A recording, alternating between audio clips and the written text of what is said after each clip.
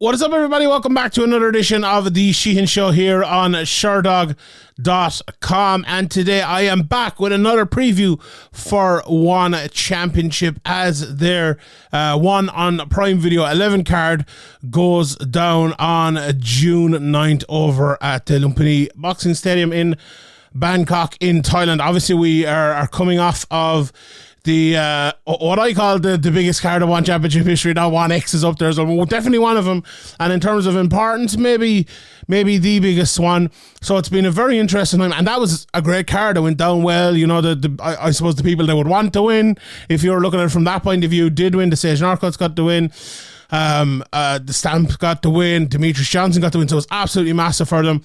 And this is the next card coming up here, and it's very interesting what they have. And it's obviously, you know, this maybe is not their biggest card of the year, but it's very interesting. Very high-level kickboxing match to start it off. Very high-level jiu-jitsu matchup as well in the co-main event. And then 4 big MMA fights as well, with some more Muay Thai and other things as well to fill out the card, I suppose. Obviously, I am going to look at mainly at the 4 MMA fights here today in this preview, but I will touch on the main and co-main events as well. I reached out to a couple of experts on that, so I'll just basically impart their knowledge on you here today. But before maybe I get into that, I think it's a very interesting time for mixed martial arts because, you know, I've mentioned it a couple of times, but I do a podcast over in Severe May called The Chasing Back over on our Patreon, and we look at all of the events in the world of MMA outside of the UFC, so One and PFL, and I do that here obviously on Sherdog as well with all my previews. And I feel like there's 2 things that can be said about the scene these days. There's probably never been a better time with a higher spread of good fights and good events than there is now. Like, I'm going to be previewing this One Championship. Look at the last One Championship card, very good. The PFL tournament, okay, that kind of got a little bit thrown all over the place, but still some good talent in it. Cage Warriors put on great stuff. Invicta have done great stuff for the last few years. I'm probably leaving out loads of places, but you get me. Bellator, obviously, you look at the level of high level fights they have, and they're doing the projects with Regian and all that. It's never been a better time. Like whether you're watching it or whether you think everyone is great or anything, there's never been a better spread. There's no doubt about that. There's never been more like competitive leagues going on in the world of MMA that you can look at one and look at the other and look at the other and go, well, you know, that person could do well in the UFC, or that person is a high level fighter, or that person is a top 5, top 10 talent in multiple organizations. And, you know, maybe there's some UFC only people out there and they're probably thinking, what are you talking about, Sean? But there's no denying it. Like, look at KSW as well. The talent they have and they have had for years is top level stuff. And that's absolutely brilliant. But the other side of that, and the second point I wanted to make is, there's never been a time before, I think, where people are as sick of the UFC as they are now. Well, modern UFC anyway, let's say from the Zuffa era. And some people probably listen to this and go, oh, not again, not another guy giving out about the UFC. And I'm not going to do that. This is not a podcast about the UFC. But like, there are a lot of people out there that are like, oh, you know, there's no jeopardy, all these undercards. You know, I'm going to tune in for the pay-per-views. I'm going to tune in for the main events. I'm going to tune in for all of that. But fights like some of the fights coming up here in this One Championship card and on some of the other One Championship cards and a Bellator card, they mean a lot more, it feels like. It feels like they're fighting to get somewhere, to get something. And a high percentage of them mean a lot. Whereas in the UFC, it feels like they, you know, the more and more we go, the less and less more of the fights mean. Look, Dustin Poirier and Gaethje's going to mean a lot. Okay, it's for this stupid title, but the winner that'll probably be fighting for a title. You know, Yair versus Volkanovski means a lot. But like random fighter A versus random fighter B on the UFC Apex 40th card of the year, opening up the card is like very, very, very unlikely to ever amount to mean anything. Like, there could be a champion fight in there, absolutely, and that's how they come up. But we also will recognize and know the champion 5 fights in or whatever it might be. Or we will have known, let's say someone like an Ian Gary or something like that, when they burst onto the scene in the UFC, we kind of already knew they were top prospects, so didn't even have to kind of do that waiting thing. And the point I'm making here is, you might say, why are you saying this in a One Championship preview? It leaves an opening for places and people like One Championship who are doing things that matter on all of their cards. Like, they always have a championship fight on their cards, whether it's MMA, kickboxing, or Brazilian Jiu-Jitsu, or whatever it might be. They always have them on their cards. And even if it's a card that isn't, like the last one that was absolutely stacked to pieces, there's always something that matters on them. And I feel like One Championship have that as a very intelligent, marketing mechanism. Like the UFC always like to put a championship on the pay-per-views. That's why they made up one for Barry, but that's smart. But it also is they have enough talent, and they don't have enough events that they can do that One Championship. Like, they have their this is the 11th one on Prime event. They're able to put big fights on all of them, and that's absolutely brilliant. And then obviously some are going to be stronger than others, and some are going to be absolutely stacked to pieces, but it's very good, and it's something that they can pride themselves on, and I think that they absolutely should. So let's talk about the two big ones. And like, even outside of, say, the two big ones on the card this weekend, all the other fights are like not too far away. The MMA, well, maybe at least like one or two of the MMA, of the 4 MMA fights, like half of the fights are like, could they be a number one contender fight? No, maybe they aren't, but like, if they win and they win another one, they probably will be. Like, a lot of them, like, to find that in the UFC, you nearly need to go to a pay-per-view card. So that's the story in that one. Anyway, let's talk about this card. In the main event, it's the lightweight Muay Thai World Championship between Regian Eersel and Dmitry Menshikov.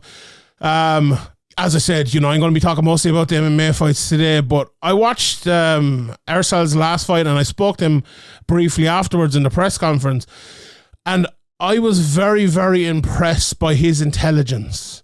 You watch a 5-round fight of Muay Thai like that, and it's very different to a 5-round MMA fight, It's more like a boxing match in ways, in terms of the tactics. And that's, for me, as kind of a lay person in terms of the Muay Thai or the kickboxing world, I love the tactics of MMA. But I really enjoyed the way he spoke about the tactics to me afterwards, and he's the way he goes about things. Very, very interesting. It's not necessarily a slow start, but he can kind of pick someone off fairly, and then up the pace, and he's actually fighting at a higher pace in 2-1, in 3-2, in 4-3, and in 5-4. That is a very, very interesting way of fighting, and his opponent coming up here is making his one debut, but he hasn't lost since 2017 on 11-fight win streak, and a big finisher as well. 19 of his 27 wins by finish. I was talking to my guy Harry, and he said he'd be the second best kickboxer in the world. One obviously signed him after the Glory released their Russian fighters due to the war. And this will be one of those fights, I would think, having watched like a little bit about him without having the keenness I obviously for MMA, but I haven't watched plenty of fights down through the years.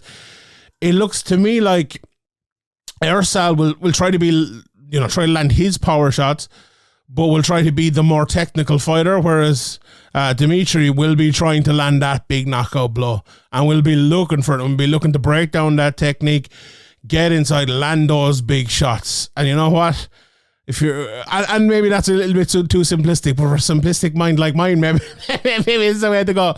That to me is very interesting, and we could see a big knockout in that one. In the co-main event, then, it's the lightweight submission grappling world championship that is on the line. Kade Ruotolo against Tommy Langaker.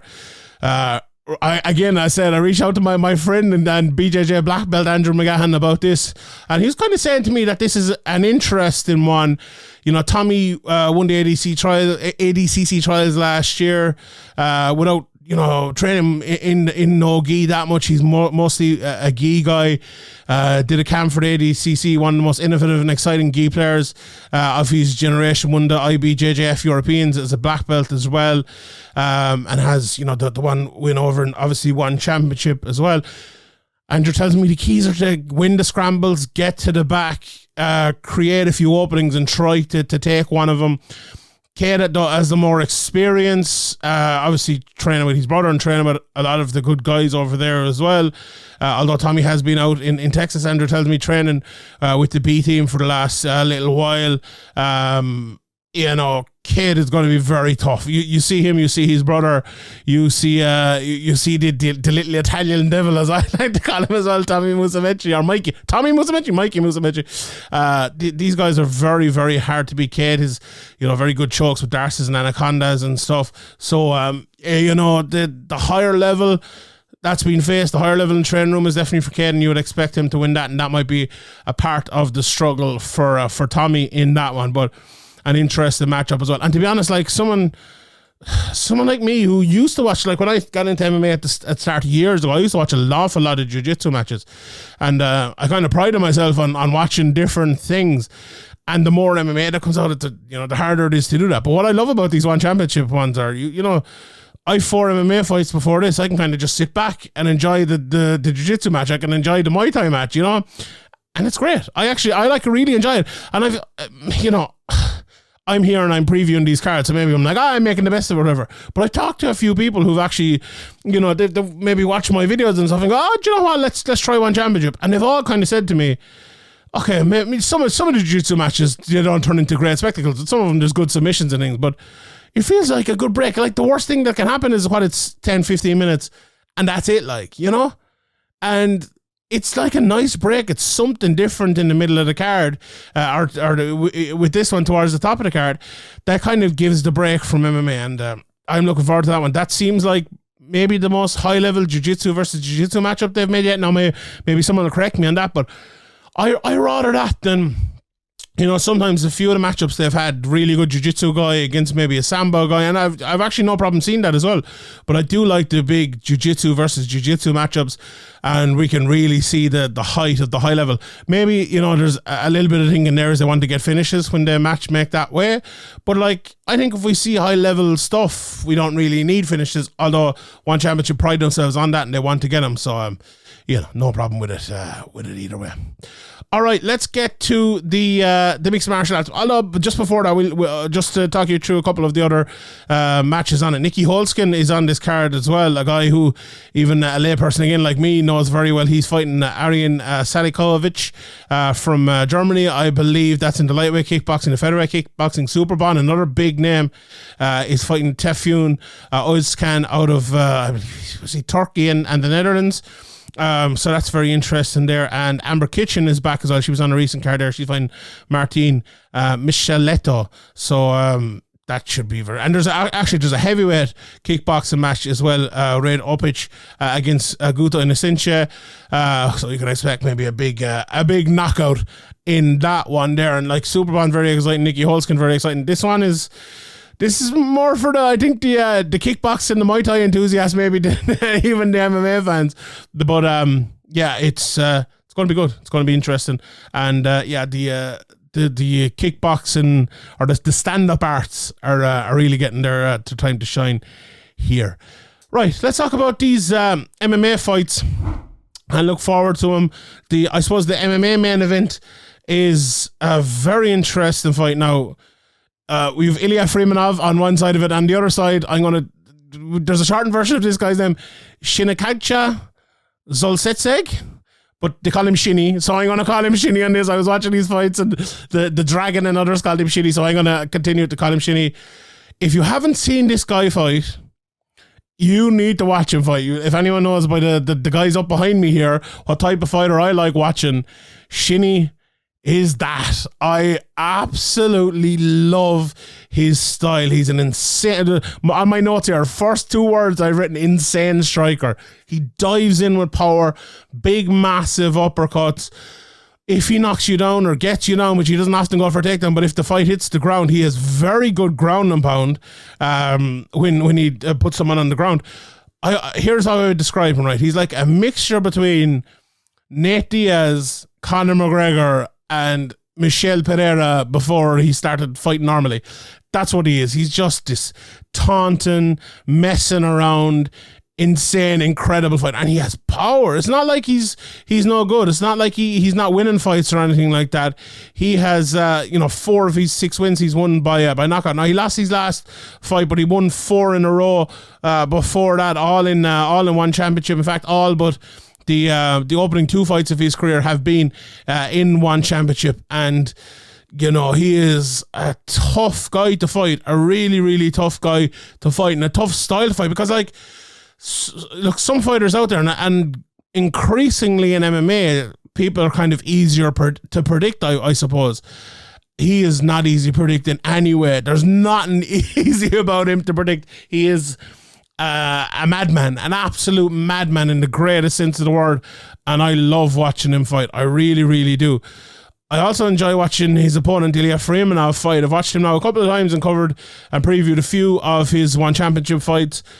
He's the opposite of Shinny Din. He is a solid fighter. You know, very good technical fighter. Strong kicks, solid counter right hand. All about the power. Loves that power. Throws in combos more than almost all of his opponents. Although Shinny will run him close on that. He switches stances, throws his front kicks. Very good in the clinch. Now, his elbows from the clinch are very good as well. I think that will be the key here. Like, do you want to bank on your technical ability beating someone like Shinny who's just mad? Like, do you want to bank on that? I think you can, right? And it's, I suppose, the old adage, right? The more technical fighter will always win a fight like that.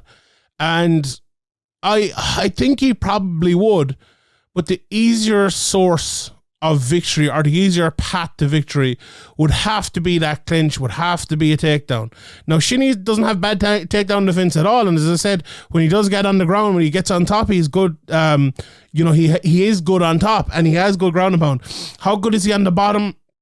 Honestly, in the 3 or 4 fights that I watched him, I didn't see too much of it, but he doesn't look as comfortable when the fight goes there, if you get me. And I think that's what Freymanov will need to do here. He's not that sort of fighter, to be honest. If it's more almost anyone else, even the top level fighters, I think that he has gone out there striking with them. And in the featherweight division, there's a lot of good guys there, and he's right up there with with the best of them, having fought some very good guys. He knocked out Martin Nguyen in the first round in his last fight, and like that was touching on a year ago now, just a little less than a year ago as well, and that was his first one championship fight. He will want to put a show on here, but in a certain way. I don't think he will be the type of guy that thinks, right, I need to go out there and I need to earn this 50 grand bonus by, going toe to toe with this madman. If he does that, he could very easily be beaten. Very easily be beaten. I'm going to go with Freymanov here. I think he can beat him tactically. I wouldn't advise it, but I do think he can beat, and tactically on the feet, I mean. But I think if he gets the takedown and works there, I think he can win the fight there, and I think he will. Right, the next fight is another very, very interesting one, and it's in the strawweight division. Obviously, Jared Brooks is there, and I spoke, if you watch my top 5 fights, or top 8 fights even, for the month of June, I cheated this month. I put down this as one of them. Anyone knows I'm a big fan of Jeremy Miado, but his opponent, Mansur Malachiev, is a very, very, very tough matchup for him, and a very tough matchup for anyone. And the reason why I kind of put that in my top fights for the month was because when you see someone like Jared Brooks, and you see this at that size of fighter, 115-pound division, obviously, with one championship have their weight cutting, so it's obviously down on Sherdog and other places as a 125-pound fight, but it's kind of that grey area in the middle. For that size, it's very rare you see someone like a Jared Brooks who's able to control someone so well. But Malachiev is exactly that as well. He is a strong wrestler, an absolute beast. He's 5'6", which is tall for that division, and it's funny, you're fighting Miado, who's 5'8", so he's actually bigger for the division, but still, like, watching a few of his fights, this is obviously his one championship debut, but he's fought in some big promotions. He's fought on Eagle FC his last 3 fights. Has struggled, I suppose, to stay active after starting his career as a really active fighter. Well, he took him 4 years to get his first 2 fights, but after that, fought twice in 2018, twice in 2019, twice in 2020, twice in 2021, which, two and a half of those years filled with the pandemic, but he hasn't fought since 2021, and he's coming back in here at 10-0 to take on Jeremy Miado. Now, if you don't know of Miado, he's a very, very strong fighter, and I would describe him as an action fighter. Loves throwing combos, lovely uppercuts, in and out movement, rushes in with power. With every shot, with every single shot, at that size as well, it's easier. The heavyweight couldn't fight that style, but he absolutely can, and he's very, very, very good at it. And he beats most guys fighting that style. He absolutely does beat most guys fighting that style. He's 12-4 now in his career. He hasn't lost since back in 2019. Being a little more active, got a great win at the end of last year against Danny Williams, knocked him out in the third round, and I think that's kind of put him onto the next level and put him towards, I suppose, the top of that division.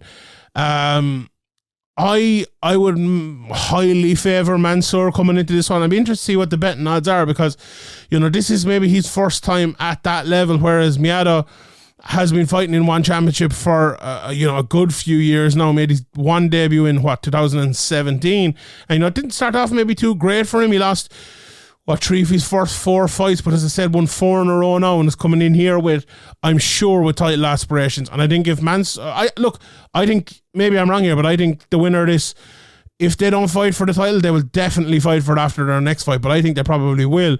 Depending on what Jared Brooks does or where he decides to go. So a massive fight, I think, for one championship, and I'm picking Mansur to win that one. I just think, I think that in-out movement and throwing a lot of power shots is great, but it's very hard to be successful with that at 115 pounds. It's just very, very hard to be successful. Now, 7 knockouts in 12 wins, 8 finishes in 12 is a very good record. Make no mistake about that whatsoever. But at this level, with how good Mansur is, I would be skeptical enough if Miado can do that again. So I'm going for Mansur to win in that one. Next fight, I think this is a very good fight as well. The next 2 fights, I think, they're both very good. Artem Belakh is fighting Kwon in a very, very interesting bantamweight fight. If you don't know Kwon, he has been fighting for a while now for one championship, and he was the guy who beat Kevin Belagnon, knocked him out in the second round with a body kick there in 2021. Ended up losing to Fabio Andrade for the. Was that for the championship, or was it number 1 contender? I know it skipped my mind now at the moment, but he beat Mark Abelardo, who's one of the top guys there as well, on the way back. So I think he's a very, very, very good fighter, a very, very, very good fighter, and will need to be against Mark Belakh. So Belakh is training. He trains at Regian. Very good wrestler, very good all-around fighter, catches the legs for takedowns. He will just wait and wait and wait until you put yourself in an area where he can take you down. Heavy on top, happy to settle there, good ground and pound. When given a chance, he'll look for the transition and the submission. His striking, to describe that, I would say he's defensive enough. He likes to jab, keeps the hands very high. Doesn't throw much, but likes to explode from the outside. He has one very good flying knee in his last fight as well. He actually threw it and nearly landed it early in that one again. So he is, he's one of those old school wrestlers who's willing to throw big, high octane shots because he knows if the fight goes to the ground, he will have an advantage there. Whereas Il, on the other hand, he's very, very, very tall. Lots of teeps, fights long, uses it well, good pressure, has a very effective hook on the inside, nice body puncher, but the takedown defense is his issue, and I think that is where this fight it will hinge. There's no doubt about that. I think if Artem Belakh can get the takedown here, he will win the fight. Kwon is going to need to stop that takedown, and honestly, I think it's very hard to see him doing that. If you watched Balakh's last fight, he fought Lisandro Issa, who actually took him down, but he still ended up winning that fight. He's just such a good grappler. His ability to control guys when they're trying to control him is really, really, really good. And I think it's going to be one of those fights where Belakh is going to sense an opportunity, he's going to take it, and I think he's going to get the finish here. He has 9 wins and 7 of them are won by submission. I wouldn't at all be surprised if that's how this fight finishes. Out of the 4 losses for Pretty Boy, 2 of them have been by submission, and I think that's how this one is going to go as well. But I think it will be fun. I think it will be an interesting fight. Yong Hoon then against Soo-Hoon Woo is the next fight on the card. And the last MMA fight, in fact, that's in the flyweight division as well. Look, a very, very, very interesting fight. I think if you look at this fight and you look at their last couple of opponents, you will know how good both of these guys are. Woo in his last fight had one of the upsets of last year, beating Yuya Wakamatsu, who, you know, a lot of people thought was going to go in there, get the win, and, you know, go on to fight for the title again as he had in the past. That wasn't it for him. He got knocked out heavily. That fight's on YouTube if you haven't seen it. Very, very good win there. And on the other side of it, then, who was able to go in there and beat Yehe Usakwi in his last fight, knocked him out in the first round as well, after losing to the aforementioned Wakamatsu before that. They've both had wins before that against Y2K. And, you know, I think this is a relatively even matchup for Who. He likes to sit low on his shots, ready to throw. Great chin. Maybe not the best wrestling in the world, but he uses those leg kicks to kind of avoid it, I suppose, a little bit. Loves the oblique kicks, spams with those leg kicks, all big movements, all one shot, bombs in with that right hand against strikes. If he sees you striking, he will strike. You know, it doesn't really help him that he's always striking and he's always looking for shots, because it makes him a little bit predictable, I think. Now, he can wrestle. Not, as I said, good offensive wrestling, not the best defensive wrestling, but always moving. But these wild windmills just leave him so open for other strikes or for a takedown. Sungden, on the other hand, is an active lead striker, throws one at a time too, and too much as well. So this could be a real rock'em sock'em if it turns into that at some stage. He's a very good double jab, but for me, he just doesn't throw it enough. He's very fast, very good combos, and the speed of the combos is extremely good as well. Again, another guy who's open to takedowns, and maybe if Hu Yong looks for the takedowns, he can get him there. Power knocked out Y2K in seconds, as I mentioned, and destroyed Yuya Wakamatsu. And on that, you have to give Song Hung Woo the advantage here, and he's going to be my pick for this one. But again, like, I feel like in a fight like this, where neither of them are maybe massively open to wrestling, it could be an absolute barn burner and defeating someone getting knocked out. But you saw the power that Sung had last time out. If he can land that again, I think it will be it'll be a good night for him. It'll be a good night for him. All right, that is it for me. Those are the 4 MMA fights. I hope the Jiu-Jitsu and the Muay Thai people aren't too mad at me for how I talked about their fights, but a great amount of respect. I'm looking forward to seeing those as well. All right, I will leave it there. You can check out One Championship over on their YouTube, on Facebook, and it's on watch.onefc.com as well. And obviously, if you're in the US and Canada, on Amazon Prime TV. So I will leave it at that. My name is Sheehan for Sherdog.com, and I'll see you all next time.